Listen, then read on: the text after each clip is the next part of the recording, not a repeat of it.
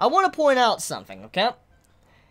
Look at the position on the battlefield where Han is. He is on a cliff top. You can clearly see the chapter kind of open up after the moat and stuff with, Ousen. You see Han on top of a cliff looking down at the entire battlefield. He sees our army, and then he sees Zhao's army on the other side, Zhao's left wing.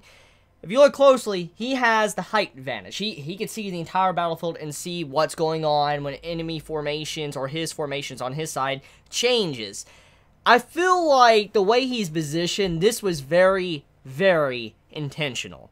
And I don't think Han has probably realized this aspect of what he currently is capable of when it comes to the battlefield right now, which I'll get into.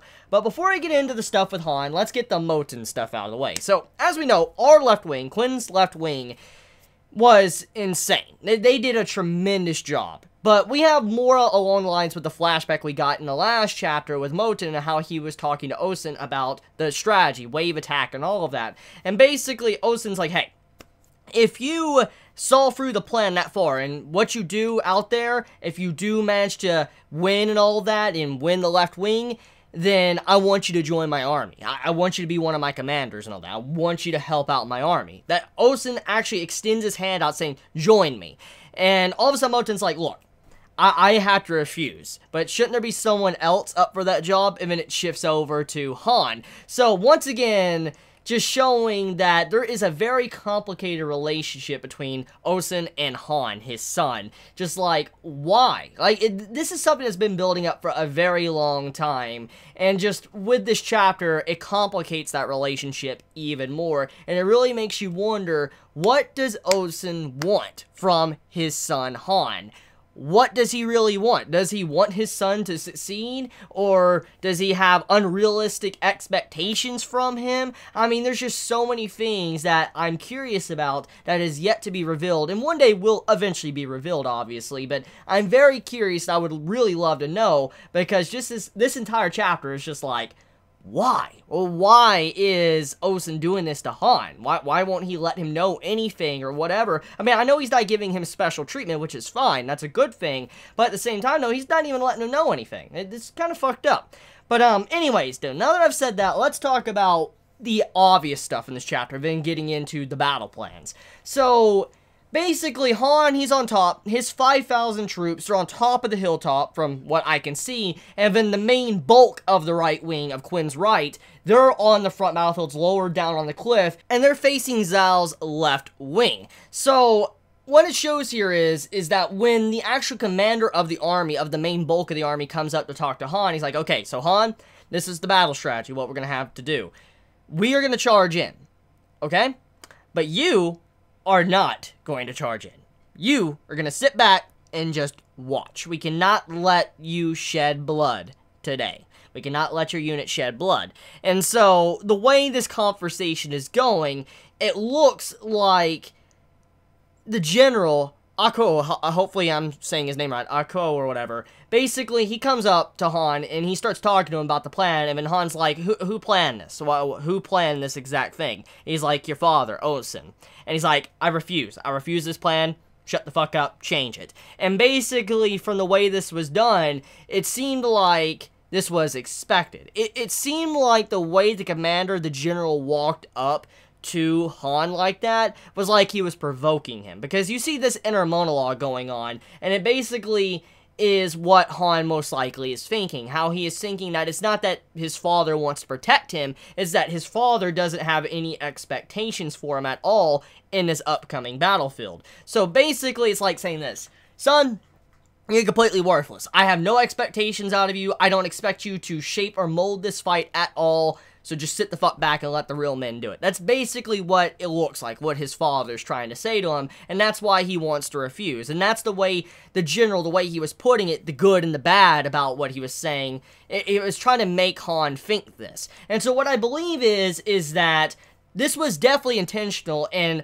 Ousen, since he knows how his son is and what he wants to do and all that, he might be manipulating his son to act out in a way to where he can do something that exceeds expectations, because he knows his son is good. It's just he wants him to exceed expectations because he gets frustrated and how his father doesn't want him to do anything. So now let's talk about the battlefield, okay? I briefly talked about it at the beginning of this video, but let's dive straight into it. So let's think about what this means. Where Ouhon is at right now, positioned on top of a hilltop, this is something that a lot of times actually determines the outcome of a battle. Because if you have the uphill advantage, obviously it's going to be harder for someone to get up there to you and kick your ass, because you have the uphill fucking advantage. It's going to be harder for horses to get up to your people to charge up to you instead of going straight down at the opponent. So Ouhon has the advantage, obviously. If the horde of Zhao was to get over to them, Ouhon would still have the advantage on top of the hilltop. But that isn't the big thing here. Ouhon being positioned on this hilltop allows him to view the entire battlefield and to see what is happening at any given moment, and if anyone is coming around to flank our army. Because remember what's going on here. At the end of the day, this fight is not really between the men on the battlefield. It's between Riboku and Ousen. That's the big point of this battlefield. It's between these two commanders outsmarting each other. These guys are like the pawns on the board, basically. The bishops, rooks, pawns, queens, all that. They are just the pieces for the real thing going on. And so, we gotta remember that there's a potential possibility that Riboku fought the same thing that Ousen fought, and maybe he's sending a group to flank our right wing.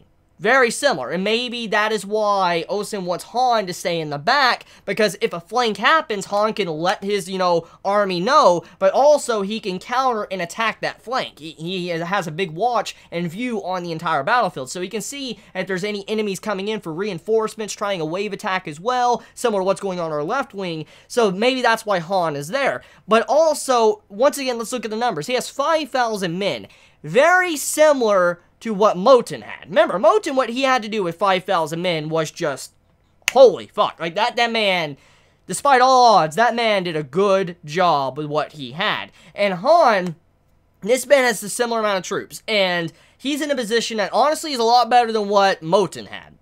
And so, because of this, what Ouhon is capable of is something probably that's going to determine this side as well. I don't think Ousen is definitely shafting his son. He put his son in a position to actually make him angry, make him want to do something, and so he's going to definitely pay attention because he wants to jump in at any given moment, and he'll definitely pay attention to the outcome of the battle, and he'll try to get something done. So I feel like that's why. I feel like that was the main point of this, is that Ousen was making his son angry, where he'll pay attention to the battle, he wants to be there, and he'll know what is going on with the flow of the troops and all of that. So that's what I think is happening here. I just feel like there would be a reason for this. I mean, there's just no way Ousen would do that. I mean, he has so limited resources right now with troops and all that, he cannot have 5,000 men just sitting the fuck back doing nothing. So Ouhon is important. He's definitely going to be for something. Just the question is exactly what? Is it to protect against a flank? Is it to go in there and fight with the army when something happens? Or is he going to flank around like Moten is doing? For instance, going to go around and attack him in the ass.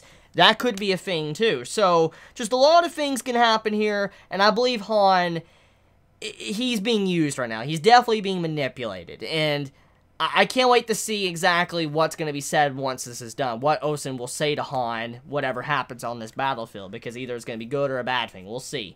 Now, speaking of the commander, okay, let's talk about Akou. I think that's how you pronounce it. Like I said, if I'm saying it wrong, please forgive me. The general, Ousen's right-hand man, is a very straightforward general. He's someone that doesn't have any, like, shady tactics or anything like that. He charges straight headfirst into the enemy line, and that's what he does. So he's very straight to the point. And like I said, I feel like this is why Ouhon is in his position, because with this type of general on the battlefield going in with his men, obviously he'll be able to see what's going on up close, but he still won't be able to see what's going on behind him. And that's where Ouhon comes in. So I feel like this is very, very, very useful right now. And so that means that Akou can go in and do whatever he needs to or what he's good at, while he knows his back is covered, thanks to Ouhon being there to be able to assist him if something happens that, he cannot see. So that is definitely a point here. Since he's just so straightforward as a general, Ouhon, since he's one that really can think and plan things, I feel like that's what his purpose here is going to be. So let me know your thoughts in the comments below. You all have a wonderful day or night wherever you live. Please be safe. Chibi out.